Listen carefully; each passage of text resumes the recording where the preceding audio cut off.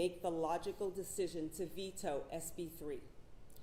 Governor Abbott has long championed Texas as a home for business, celebrating the 3.3 million small businesses that power our economy. In 2015, Governor Abbott pledged to make Texas the #1 state for women-owned businesses. I am one of those women, and I am not alone. Nearly half of the hemp industry is comprised of women business owners. Today, over 10,000 hemp business owners, women and men, request that Governor Abbott veto SB 3. We're also here to address the misinformation, misdirection, and maligning of this industry by Senator Charles Perry and Lieutenant Governor Dan Patrick. Make no mistake, the idea that no one knows what is in these products is false. For the past 6 years, Texas law has mandated third-party lab testing and clear labeling. The only goal of these scare tactics was to frighten legislators and the public into going along with an agenda they did not ask for. The Texas hemp industry is comprised overwhelmingly of law-abiding, compliant entrepreneurs, mom-and-pop stores, distributors, and ancillary businesses. It was legalized by President Donald Trump in 2018 and then legalized and regulated in Texas in 2019. Today, you'll hear from a panel of speakers representing every corner of this industry, from growers and retailers to trade groups and veterans.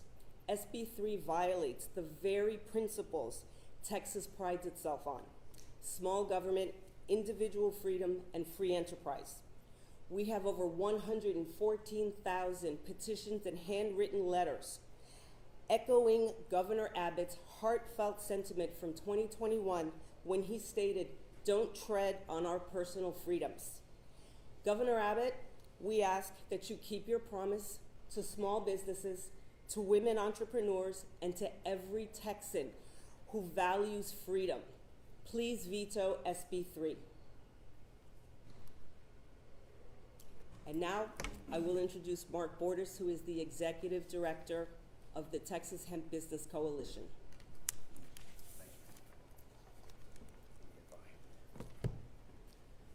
Thank you, Cynthia, and thank you to members of the press for being here today. My name is Mark Bordas. I serve as Executive Director of the Texas Hemp Business Council. The organization was formed by like-minded industry members intent on further regulating the industry for the benefit of the industry and for the safety of consumers. Texas has a proud heritage of creating a pro-business environment while protecting its citizens. Economic freedom, free enterprise, and limited government are the hallmarks of the Texas experience. The state has won 12 consecutive prestigious Governor's Cups for the best place in which to do business.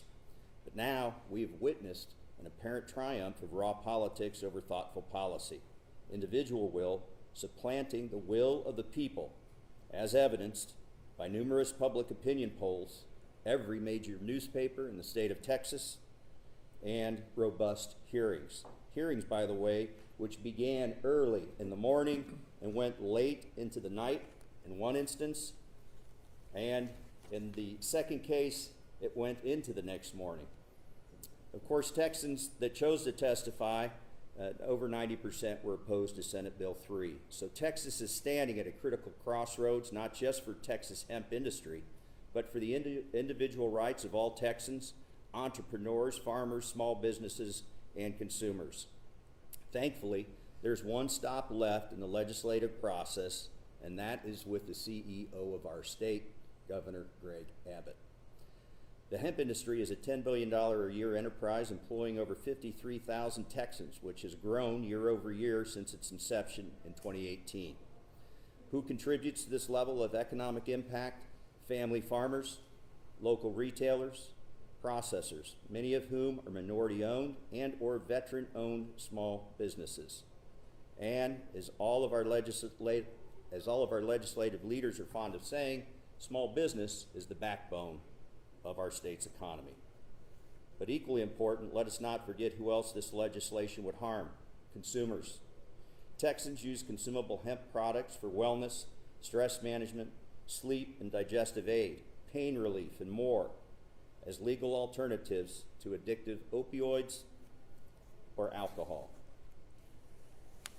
Make no mistake, Senate Bill 3 is not regulation, it's old-fashioned prohibition. Prohibition did not work in the 20s for alcohol, and it will not work now for hemp. Not with e-commerce, an American public that's more mobile than ever.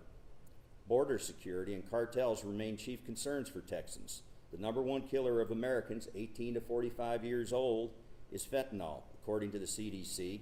If the cartels didn't bother getting licensed by the state of Texas, they won't be bothered, however, by an unenforceable ban. Ask yourselves this: do you think the cartels will be happy to fill any potential resulting product void? And do you think fentanyl poisonings will go up or down in Texas as a result?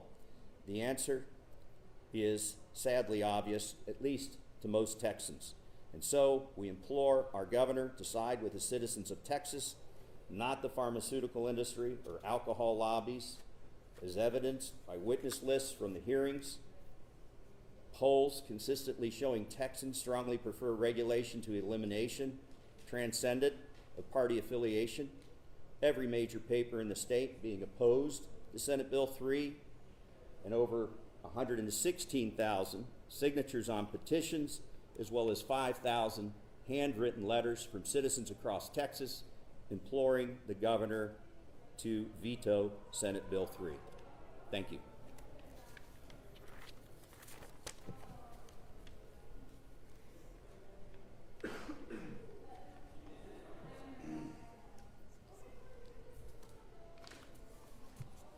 My name's Tara Latil, and I'm a small business owner in Texas. Like more than 10,000 others across the state, I built my business from the ground up, legally, transparently, and with the hope that this state valued people who work hard and play by the rules. Today, that hope is dying. And if Senate Bill 3 is signed into law, our entire industry will be wiped out. This bill isn't just about big corporations pushing out small businesses. It's also being driven by misinformation, political posturing, and a lack of understanding. Some lawmakers are reacting to fear, not facts, while others see banning hemp products as an easier path than creating thoughtful regulations. We're just middle-class Texans, moms, dads, veterans, cancer survivors, farmers, and young entrepreneurs trying to make an honest living. I have a 5-year lease at $5,000 a month. That's $300,000 I still owe, even if I'm forced to shut my doors. The proposed $20,000 licensing fee, that's completely out of reach for a small store in a rural Texas town. Then there's the $500 per product fee. When most of us carry between 150 and 200 products, 95% of which will now be banned. This bill's not designed to regulate us. It's designed to bury us in fees, paperwork, and fines until we have no choice but to shut down and walk away, leaving the market wide open for a few wealthy players who've been quietly funding this ban from the sidelines, not to mention the unregulated black market. You've heard from legislators and doctors talking about safety, but safety doesn't come from pushing small businesses out and handing the market over to monopolies. Safety comes from responsible access, regulation, and accountability, which we've supported since day one. The truth is, this bill doesn't just ban products. It bans people like me from surviving in Texas. But it's not just about me. It's about the customers who will lose access to the only thing that helps them. The farmers who will stop planting, the manufacturers who will leave, the employees who will lose their jobs, and the communities that will suffer.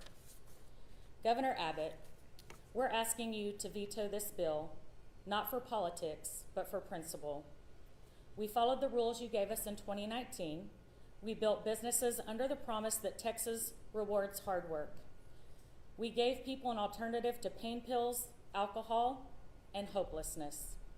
Now we're being told that wasn't enough, that our votes don't matter, that our businesses are disposable.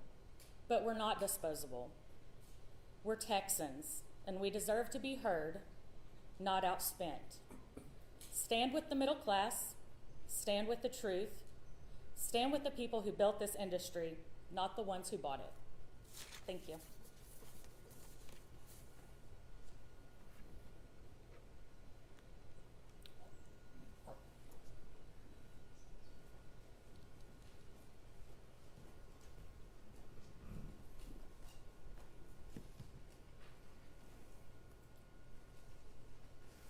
I don't need anybody's permission.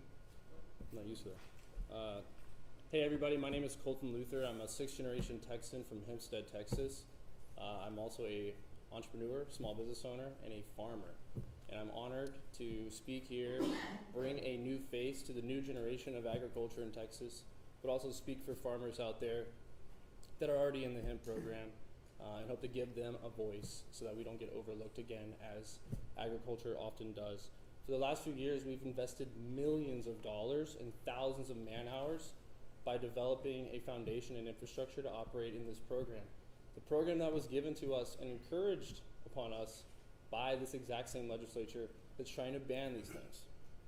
Now, the Agriculture Commissioner did make a statement, as well as a few others, saying that this is a consumable hemp ban. It doesn't affect agriculture.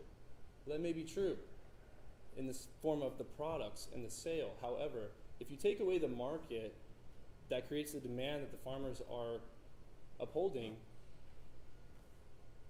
what business do we have left is my question. And so we would love to grow an enormous amount of acreage of industrial hemp when the market and the demand catches up the way that cannabinoid has. And so we've tried to be on the forefront of hemp as the legislature, I'm sure, intended. And so it is a shame that we are trying to ban these things and take away the market that these farmers depend on to sell their crop. Sid Miller also mentioned that farmers are not interested in this. There's no market. It's a non-issue. Then he wasn't farming with me because I have a market and a demand that I cannot keep up with, and it's nationwide and worldwide. There's a huge threat to rural economies on this. A lot of the businesses and farmers that I know are out there are in rural economies, rural communities. That's another problem with this, is we're losing, again, additional jobs and funds in those communities. They have slandered us with harmful misinformation that's just blatantly not true. We're not evil people trying to hurt children or any of the claims that they make. In fact, one of my businesses it goes to the end of the earth to make sure that the products are safe, tested, organic, and all of these other issues that are being brought up by the legislature and the lieutenant governor.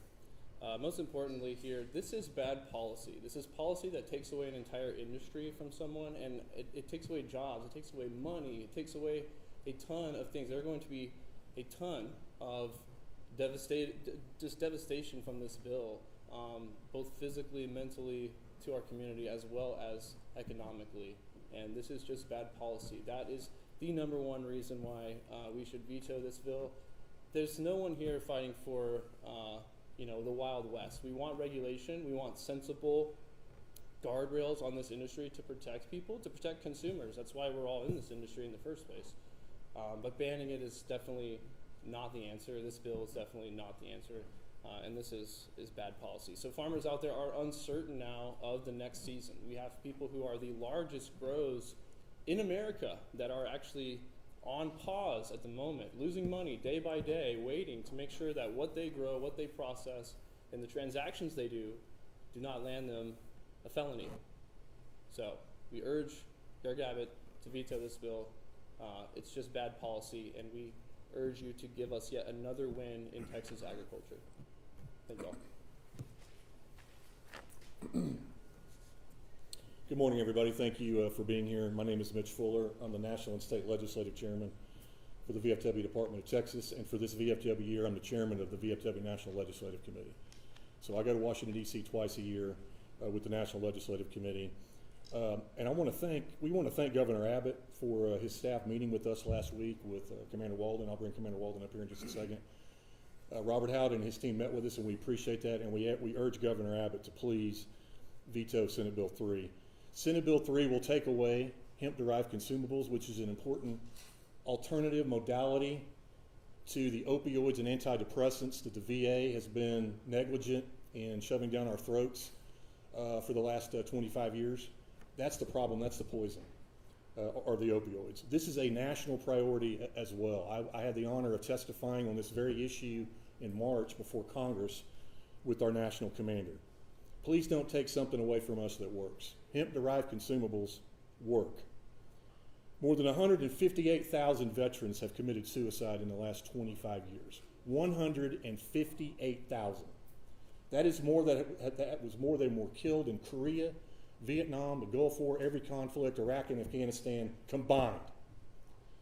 Taking this away from us is a threat. This is literally our lives that are at stake.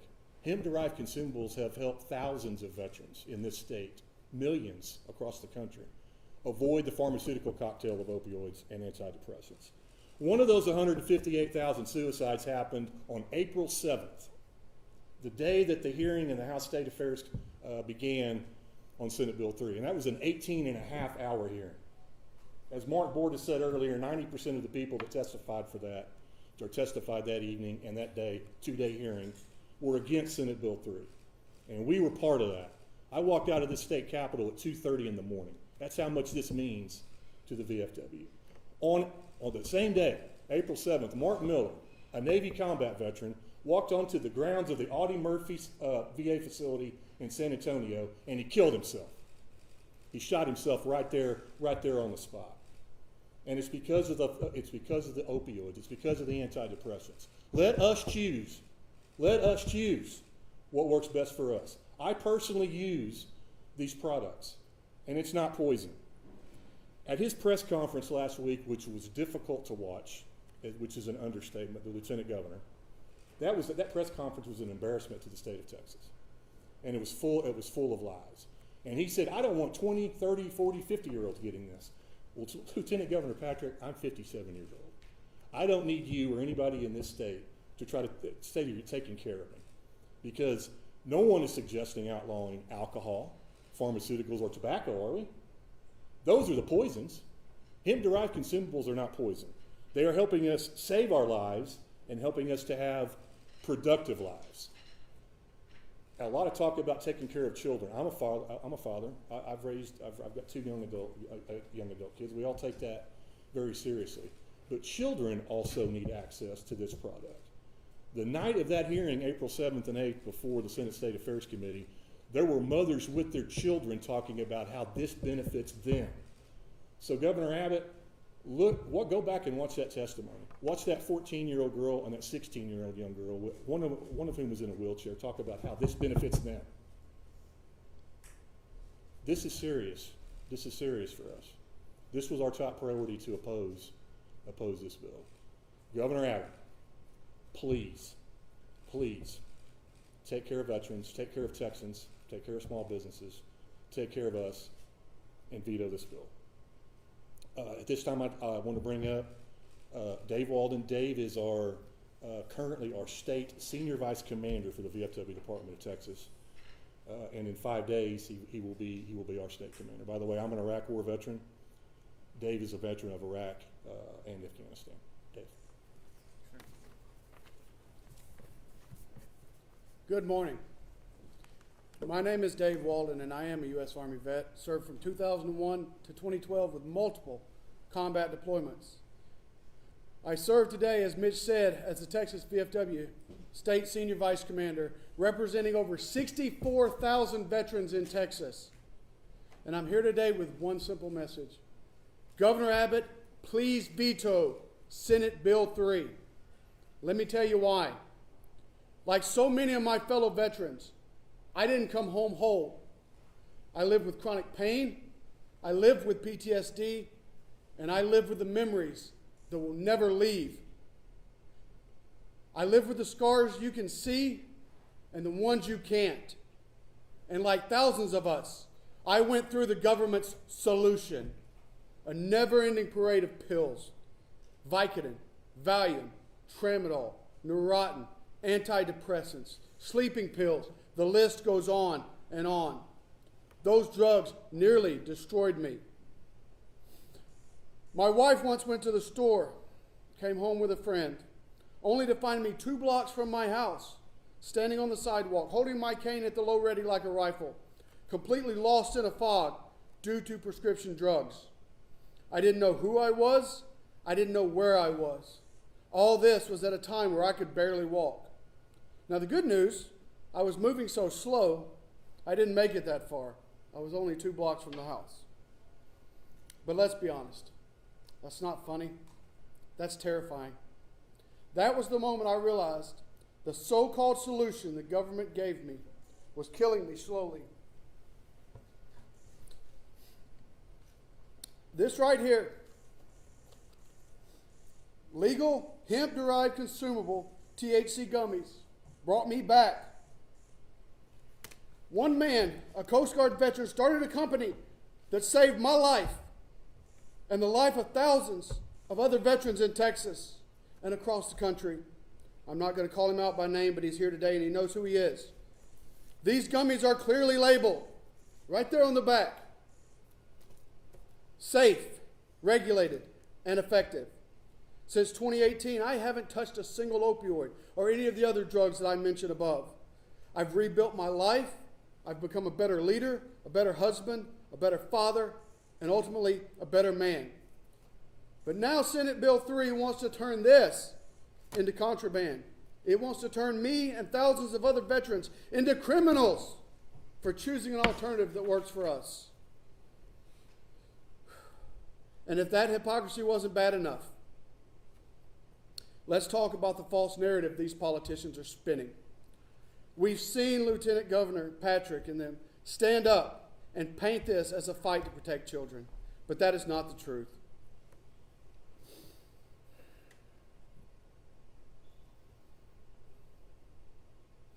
Let's be clear. This is not a loophole in the industry. It's not a Wild West market. Consumable hemp has been legal from the start. It is in the original legislation, not a loophole. It's as plain as day. Consumable hemp products for human consumption are legal under regulation. Let's stop pretending that this is about public safety. This is about power. This is about control. And veterans are caught in the crossfire. All of this right here, pills, alcohol, they do more harm every day than this does. But these are legal. Where are the ingredients on these? They're not there. Let's talk about who's pushing this. Governor Patrick stood in front of cameras and fed the public fear and fiction. He says hemp is dangerous. He says we need to crack down, but what he's really saying is that veterans like me don't deserve relief unless it comes with a prescription pad and a pill bottle. That is shameful, that is reckless, and it is un-American. It is not leadership, it is not compassion, it's tyranny, plain and simple. But I don't believe all of Texas leadership is lost. Governor Abbott, I'm speaking directly to you here. You are a man of integrity and common sense. And in moments like this, that's exactly what Texans need. SB 3 is deeply flawed. It criminalizes veterans. It restricts access to the very tools that helped save my life and countless others. Veto Senate Bill 3. Show Texas that you are a leader who listens to veterans and Texans, not politicians with agenda and not big money. Show the people that integrity still exists in Austin. Veterans are not asking for a handout. We're asking for options.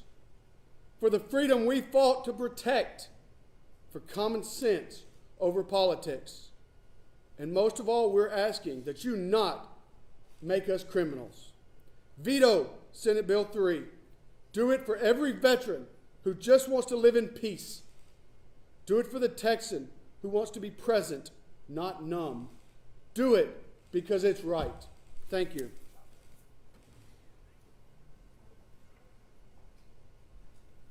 Thanks, Dave. So that concludes the prepared remarks by the speakers, and we'll be happy to answer any questions that you may have at this time. There Yes? are veterans in the room. On the House floor, there's veteran David Lowe on the Republican side. He argued that veterans shouldn't be used as, he said, a talking point in this argument. What would your response to him be? My response to him would be that our national convention and our state convention of both of the VFW set the #1 priority of national and of our state as protecting any alternative to opioids. That's one veteran's opinion. I have written consent that I speak for 64,000 veterans in Texas, not just one. Has there been any communication with the governor's office? Have you heard any information of the place? We have not, but I want to call out, compliment Robert Howden and his team. They met with us last week. We did ask for a meeting with Governor Abbott. We have not heard back from them. Yeah, and so at the conclusion of this, when we're done with the Q&A portion, you're welcome to come with us down to the first floor of the governor's office, where we'll be hand delivering these petitions to some of the governor's team. So I had a question.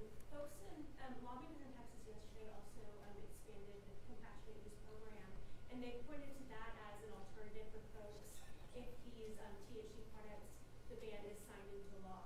Can you respond to that? Is that enough to meet the needs of folks? Go ahead.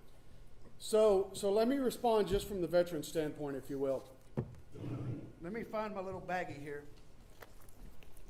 This right here is 5 times less than what teacup is in its current state. For a veteran that lives on disability, I explored teacup. I did my own research. $500 a month is what it cost me versus $90 in gummies. A veteran that lives on VA disability and makes a couple grand a month and that's all the income they have, how can they afford it? So yes, it's out there, but it's not easily accessible. It's not easily affordable or any of those options either. We supported that. We supported that bill. We supported the expansion of it. That's one alternative modality as well. But let me piggyback. Let me answer the question this way and fill you in on the sausage making the last 2 weeks. They didn't really want to do that. So 2 weeks ago on Memorial Day weekend, in the Senate State Affairs Committee with House Bill 46, they stripped out everything that was in the original House Bill 46. Over the Memorial Day weekend, a sacred weekend for us in our community. And we didn't know until literally yesterday what that was going to look like. So we commend the members of the conferees, the committee, particularly the House of Representatives. And I will tell you this, I want to thank Speaker Verse and the House of Representatives, because when we do our scorecard at the end of the session on which chamber supports veterans more, it's this side of the Capitol. Because there is a lot of good legislation that's gotten through the last 2 sessions in the House that the Senate didn't take up. But again, we support that, but it's going to take time to implement those changes. There's language in there about you got to have certain licensees by a certain date, and they have 2 years to sell the product. It's going to take a while to ramp this up. So in the meantime, you're going to take away potentially something from us that works right now that will be illegal on September 1st. You mentioned the original text of the bill that was offered by Senator Perry and pushed forward by Dan Patrick. If you go back to the original clip when they passed it in 2019, both seemed very complimentary when they passed it and seemed to know what they were getting into. What do you think changed their tune? Who wants to take that one? Let the industry take that one. Yeah, so I would have to say that other entrenched interests, perhaps adult consumables of other varieties, took note of the rapid growth of our industry and looked at it cynically and didn't want us to participate in providing relief and giving people wellness alternatives.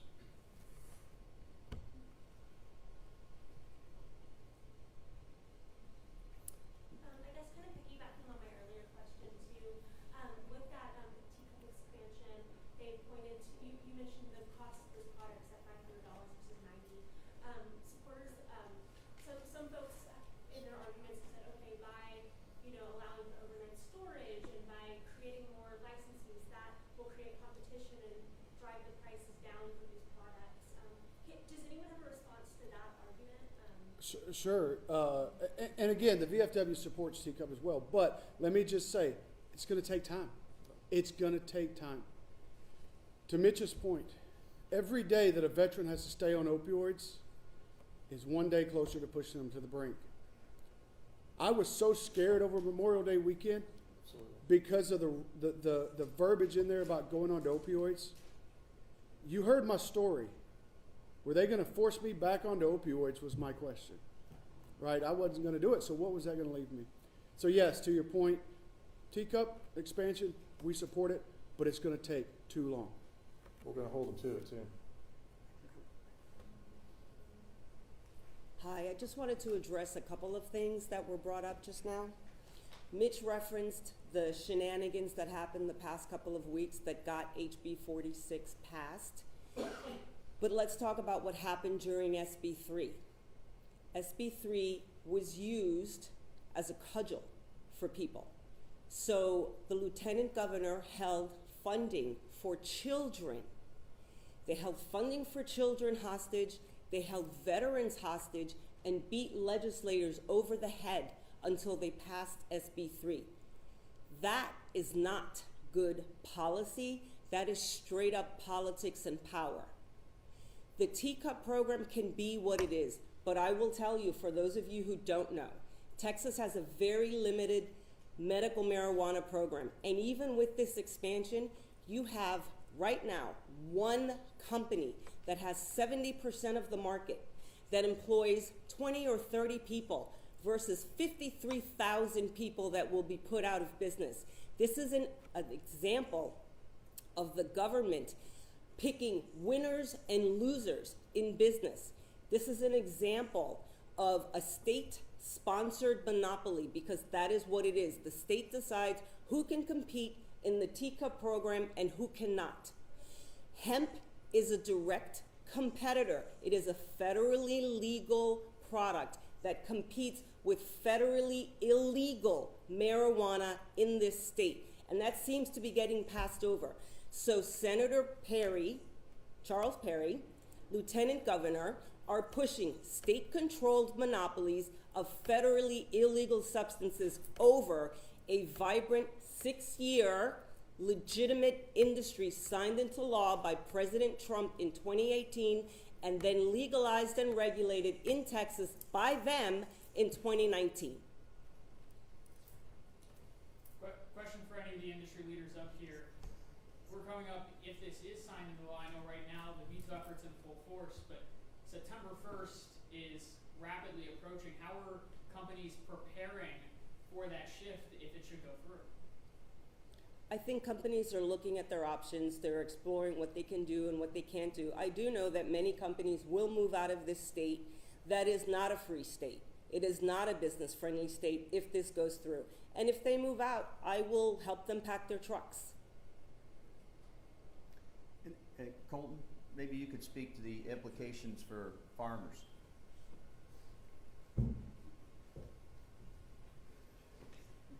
Absolutely. The implications for this are massive on the farm side. Again, they're taking away the market that we sell directly into. If you look up statistics on hemp across the entire world on hemp production, majority of the hemp production that gets processed is for extraction of cannabinoid, or they call it biomass. It's not this industrial hemp that they are trying to make you believe that they wanted to make legal in 2019 for only fiber and concrete. The demand, and they knew this all along, the demand was for cannabinoid, and they wanted to give farmers a way to diversify and compete, and also create a way for Texas to be the path forward on something that was obviously becoming very, very popular across the United States, nonetheless, Texas. So on the teacup side as well, you know, these people, if they can manufacture and grow and create products and compete, we say this all the time, they can obviously join hemp. They can enter the hemp market and dominate if they are such a better quality or whatever they claim to be. So there's a lot of issues there. And on the farming side, again, at the end of the day, we're small businesses. We're small businesses. If you look up here, it's not a bunch of large corporations with all of our attorneys and a bunch of muscle behind us. We're small businesses. We're Texans. We're out there in the field, we're growing. And the reason why I'm actually here speaking to everyone today is because I'm on behalf of the folks that are out there working right now. They're getting dirty. Their hands are dirty right now to push their business forward and provide for their family in a legal industry that we were given. And that's now obviously going to be hindered. When does the planning begin for the fall harvest? Right now. Like I said, we're in it. Actually, you know, we've had media outlets that wanted to come to see the fields and see the acreage. It's just plowed field right now, and there's a lot of people that are planning, of course, but we're also watching this bill to see what happens. Again, there's a lot of farmers were already hesitant when you have the hemp conversation, and now that you have this rhetoric, that it's going to be a felony or that, you know, it's killing people when it's not true, it definitely has farmers pumping the brakes and rethinking things. Or again, thinking of a move. There's a lot of other states that are begging for agriculture and for hemp producers to come there. And we don't want to do that. That's why we're here. That's why we've been here for 6 years. And you know, we've fought through it all continuously over the years to stay here. We want to be here for Texas, for Texans, and provide this product so that Texas can win. And this is, again, just bad policy that will trickle down and affect farmers, even in agriculture, whether they want to claim that or not. I know you all spent a lot of time responding to different things the Lieutenant Governor said last week. One of the things I don't think I heard brought up was his insinuation, if not outright saying, that consumable hemp kills people. Is there something that you would like to respond on that? Yeah, I was supposed to take it. I did hear that, which was super surprising, and someone here in this room actually researched the alleged 22-year-old who stepped in front of a train, and despite the fact that you can find everything on the internet, even stuff that's not true, there was nothing about that. No report, no nothing. So to the statement that these products are dangerous, they aren't. They come with instructions, they come with directions. We expect responsible adult use. The legislature dishes at any point could have implemented a 21 and over policy and have chosen not to. That's not on the industry. For 2 sessions, we pushed an age gate bill. And for 2 sessions, it was rejected in favor of trying to destroy a homegrown industry. So if you're really concerned about children and you were really concerned about minors having access all this time, why didn't you just pass an age gate bill? It's a simple question that you will not get an answer to.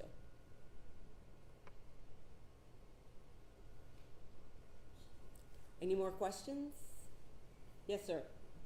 How can farmers in Texas produce any hemp with a zero non-detect THC limit without being criminal immediately after harvest? This entire bill, Senate Bill 3, is designed to destroy an industry. It's not designed with logic or rationale in mind. It's not designed with solutions. So the focus or the intent was to create destruction and chaos, and that's what they've achieved. Can you tell me how many licenses they're expanding and what is the price for the licenses for the teacup? Here's what's interesting, is that I can't actually, I think it's expanded to 12 licenses. I can't tell you what it costs. 18 licenses? From 3. I don't know. It's 15. 15. It's 15. Total 15. Okay, over the course of a couple of years. What I can tell you is that hemp licenses are run by dishes. They are handed out by dishes. What I can tell you is that no one in the hemp space, none of the 53,000 employees, none of the thousands of businesses have ever said, don't expand teacup. Not one person who supports the hemp industry has said, disadvantage the medical marijuana program. But the medical marijuana program, its task force, its participants, the sellers of medical marijuana have actively lobbied to shut down the hemp industry. So I can't answer your question because I'm not all up in their business the way they are in ours. $488,000 for a 2-year permit.